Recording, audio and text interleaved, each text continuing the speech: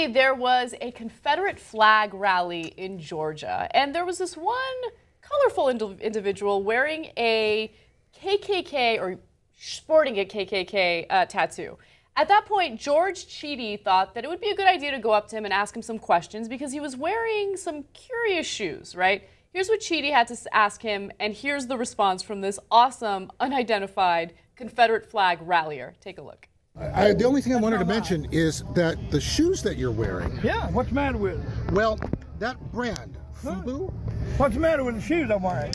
They're red, black, and white. The brand Fubu. Fubu stands for what I wear. It stands for us, by us. I don't care what it's by. I bought them. It's not right to buy them. It was a black.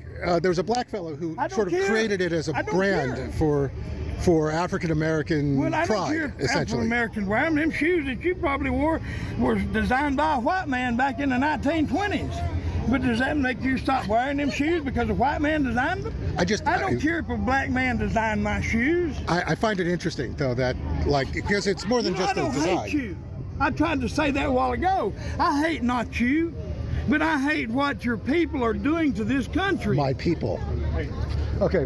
No, you're right. You're not black. I think I'm done. Are you not black? Hey, it's not worth it. Or not Take care, 90% of the murders some people will be assholes. Just let them go. No, it's fine. No, I wanted, it's that shoe thing. I hate not you. I hate your people. That man, I hate whoever taught you grammar because you are having a Did he say, tough I time. hate not you, I hate your people? Something like that. He definitely said, I hate not you.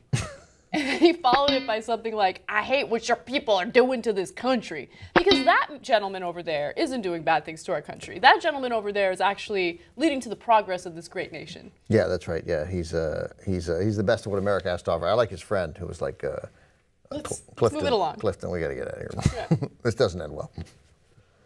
I didn't know that about Fubu. I didn't know that's what it stood for. I mean, I didn't give it a second thought. I don't know anything. But You have never worn a single article of Fubu clothing in your life. I didn't know it was a clothing manufacturer until 41 seconds ago. As someone who dislikes black people, do you really want to associate yourself with that guy? That's my question, right? Because first of all, his hatred is like spewing. Like you can just totally see him absolutely hating black people. He's there completely ignorant of what the facts are. He's an embarrassment. Why would anyone want to associate themselves with that guy? And he is the epitome of garbage in this country. Do you think he's like surrounded by a bunch of like smart guys? No, he's obviously not. Yeah, he's obviously not. But his friends run in the same world, and they, look, if you want to be moderately sympathetic, is that they grew up with it. Their parents taught it to them, and they've been told by the politicians they pay attention to, and the radio shows they listen to, and everyone around in their world that the things that they have, that they love and cherish, are going to get taken away by brown people, by black people, by yellow people, by Jews, by people who are different. Or they're going to say that the reasons you don't have those things is because they're all going to them. They've just blamed other people for their own shortcomings in life, which, as we just saw, are considerable. And rather than spend one moment looking inward, like, I don't know, maybe I'll, pick better clothing and work a little harder and try and keep my job and try and do a good job and raise a proper family and teach my family about tolerance and understanding, that you're going to get an excuse not to do it. You get an excuse to sit there and continue to drink beer and rave at the world. And I got nothing against drinking beer, but and rave at the world and complain about your lot in life because it's not your fault.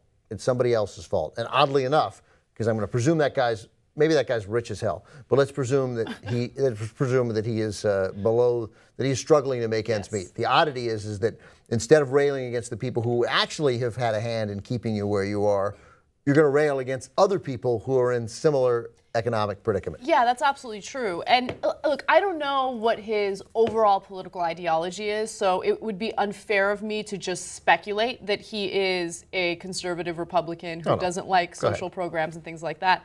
But it's incredible how successful our political system is at pitting us against one another, right? Because instead of focusing on the system that might be keeping him down, he's focused on people who are right down there with him. Those who lack power, those who don't have the ability to move up the economic ladder. And it's so frustrating to see the hatred that people like him have because it's misplaced, right?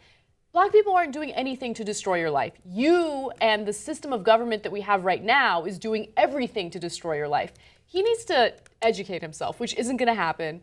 But it's unfortunate because this type of ignorance basically leads to more ignorance, because I'm sure he spouts off to his own family and his own children about his own hatred, and it seeps into society like that. I don't know. I just, videos like that make me laugh because he's obviously an idiot and you want to make fun of idiots like that. But at the same time, there's a real problem in this country with people who look normal, who don't look like a clown like he does, and they genuinely believe the same things. They genuinely think that people of color are the enemy.